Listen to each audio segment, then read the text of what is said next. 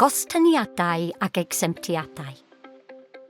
Mae atwrnaiaeth arhosol, LPA, yn caniatáu chi ddewis rhywun rydych chi'n ymddiried ynddyn nhw i gamu i mewn a gweithredu ar eich rhan. Pan na allwch wneud penderfyniadau eich hun.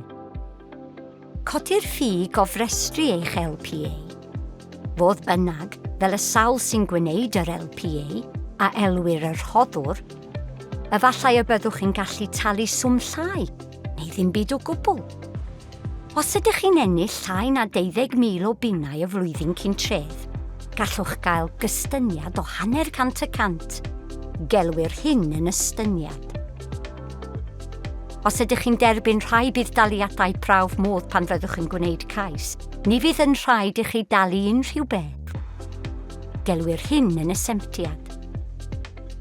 I wneud cais am ostyngiad neu esemptiad bydd angen i chi llofnodi'r datganiad, casglu tystiolaeth ategol, ac anfon y rhain atom gyda'r ffurflen LPA 120A pan fyddwch chi'n gwneud eich cais.